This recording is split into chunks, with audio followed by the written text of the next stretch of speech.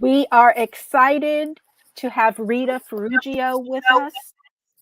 Rita is a self care, self love, happiness expert, and she is the founder and CEO of Happy Being Well, which is a wellness e commerce site devoted to providing organic self care products to amplify your wellness so you can be happy being well.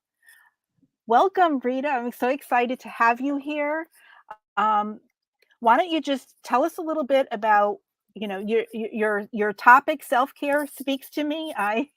I've been in the self-care field for the last couple of years, but why don't you tell us a little bit about how you got started in it, and then we'll talk a little bit about the books that you're in.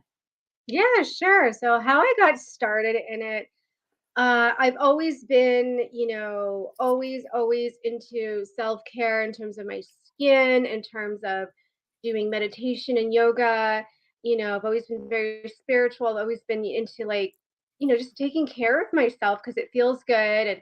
And I my journey really started. I remember trying to find really good organic skincare products that really were organic and not just throwing in some organic ingredients and filling it with a Mhm. bunch of chemicals that really, or even alcohol. I stay away from any alcohol in my skincare products. And it was really a challenge, and I would go to those, the big stores that everybody knows to get their, curated skincare products. And it was really a challenge. And so I just remember always being on the hunt, asking friends, what do you use, blah, blah, blah. And and I one day, I was in digital marketing. I did digital marketing for a very long time, over 10 years.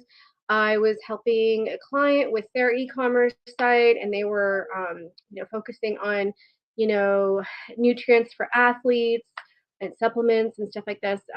So I remember thinking to myself, why don't I just do it for, products that I use for my day to day self care activities, spiritual activities, for my like those are things that make me happy. And I remember the challenge, especially with the organic skincare. And then so I curated things that I really discovered that really helped me and plopped them all into one place where, people that are into taking care of themselves, into spiritual activities, wellness activity, they can find all those tools all in one stop, like their Palo Santo, their sage, their yoga leggings, meditation leggings. Yeah, so that's pretty much the journey. I love it. I love it. And it's just so important to take care of ourselves because I think as women, we kind of lose that. We get so caught up in taking care of everybody else that we kind of put ourselves on the back shelf. So I love that that's what you teach and that's what you put out to the world. Tell us a little bit now. You've been in how many books? Um, 3 books. You have your I'm gonna be in the Healing Powers. So officially okay. 3 books, but right now 2 books that have been released, right? The Wellness for Winners Wellness and for Winners, and now the book I read. yeah. So, now have you published your own book, or was Wellness for Winners your first book? Wellness First is my first book. Have Oh, not cool. published a book yet. I'm planning on to in the future, but this was, I just saw this as a great, starting point to kind of get used to the writing process. And what a great way to do it because you're only committing to one chapter. And I think most people, I know for me, it's the thought of writing all those chapters. I think sometimes in the design, I think it's like it's how I push it back to the back burner because it just seems so overwhelming. So I just thought this was a great way to get started, just to commit to that one chapter and then not have to like really rely on the book design or even a title or taking care of all the other things. So I just figured, you know, um, to get started with book collaborations.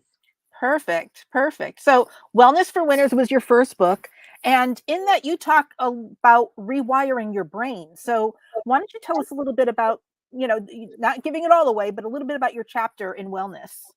Yeah, sure. So, I think my journey, especially from like leaving university, going into like the career world and like just life in general can get so busy and so many distractions too with media, that it's just, I remember just feeling, just letting everything getting, either emotionally distracting you from, what really matters and what, your true goals.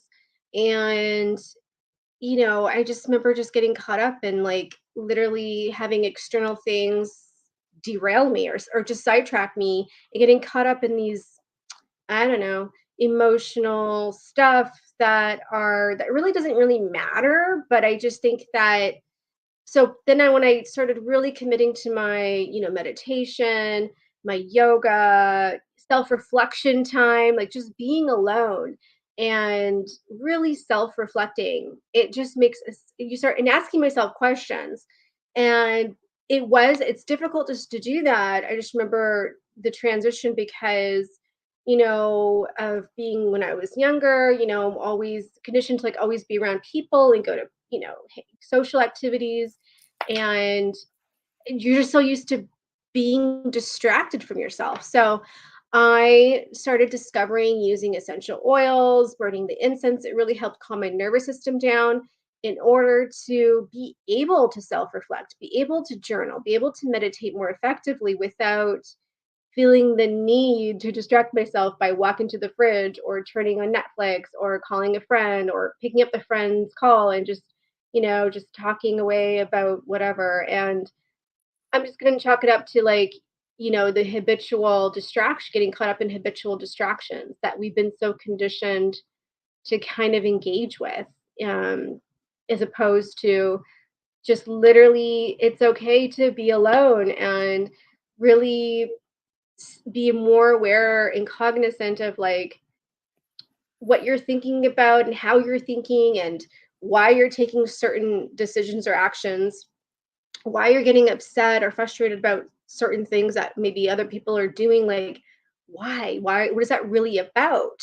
And, and that really, I really started to see very clearly like how silly we can be with, all these things or stories that we tell that are really just illusionary based on things that we think that should matter based on, I don't know, maybe a movie you saw or whatever. Like the media, chalk it up to media, right? That we like start to like, paint.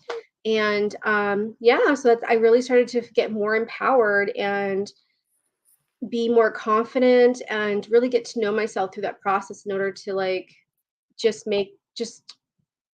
be completely okay with just being Rita and Absolutely. not being distracted or looking for outside validation or self-doubt myself. It's a really it's not a place you want to live from. It's a place of fear.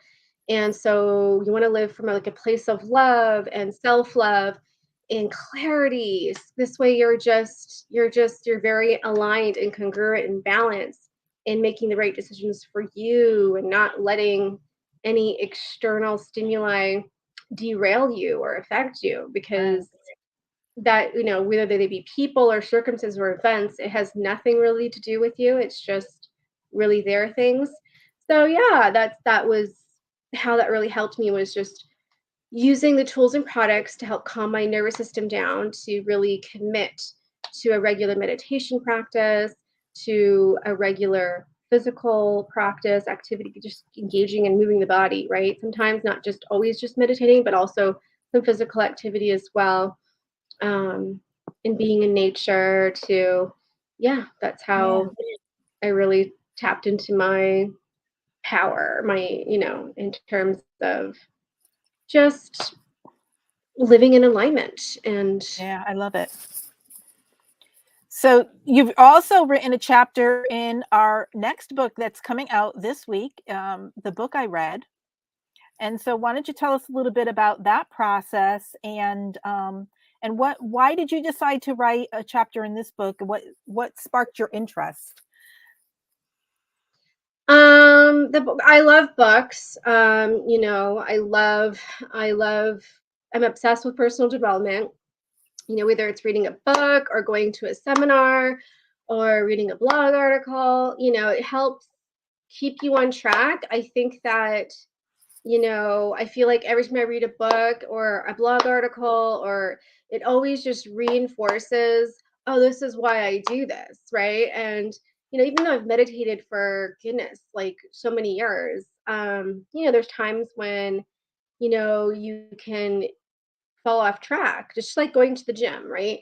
So I feel like when you're always feeding your mind with the benefits of wellness activities or learning new techniques, it re-stimulates your excitement for it and your devotion for it, helps keep you on track. And there's always more to learn about the mind and the brain. So I wrote a chapter about, you know, um, the breaking the habit Yep. of Breaking being, the habit of being yourself, right? yeah, by Dr. Joe Dispenza, and that book was phenomenal, and it just really further engaged my commitment to meditation, because he really Mhm. goes deep in talking about how meditation works and how our mind. He first starts off with like how our mind works, and and how by default we're actually not aligned, our body and mind. Like if we do try to,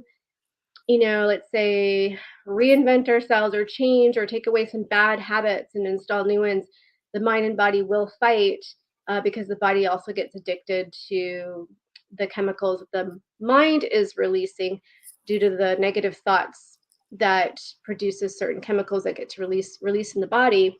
And so when you consciously think, oh, okay, I'm going to start, I don't know, like going to the gym more, I'm going to, whatever habit you want to install, that is a habit that you're not used to committing on a daily basis.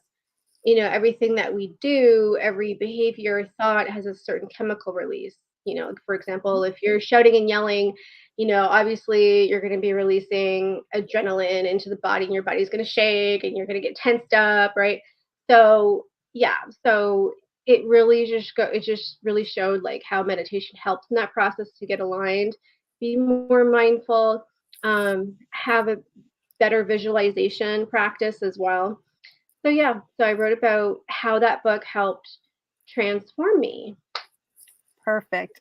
And we love that you're a contributor to it. So you also have a podcast. So why don't you tell everyone a little bit about your podcast? What do you talk about? What are some of the things that you teach people in your podcast? Yeah, so my podcast is called Happy Being Well, and it's located on all audio podcast platforms like Spotify and Apple iTunes. And I have a lot of episodes where it's just me speaking, and I also have guests on as well. And when it's just me speaking, it's the topics are, how to meditate, how to de-stress, how to become more mindful, how to be more conscious of your thoughts, affirmations. There's some guided meditations on there as well, and like wealth meditations, abundance, self love meditations.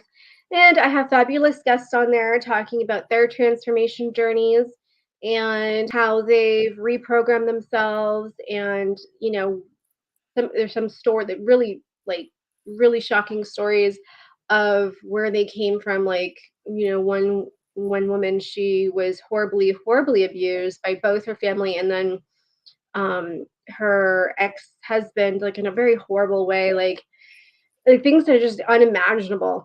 And she came out of that, and now she's completely transformed, and she's in a loving marriage now. Like her life is nothing like of that of constantly being a victim of abuse. Now she's living a healthy life. And so a lot of like transformation stories like that, how people got out of those negative patterns of behavior or lifestyle into a healthier one. So, and it usually involves like, awareness and reprogramming and what they've done. So, a lot of people focus on different reprogramming tactics, whether that's affirmations. She focused on a lot of affirmations. Some people really focus on journaling, visualizing through meditation, or just meditation. Like everyone has a different way to start the reprogramming Mhm. process.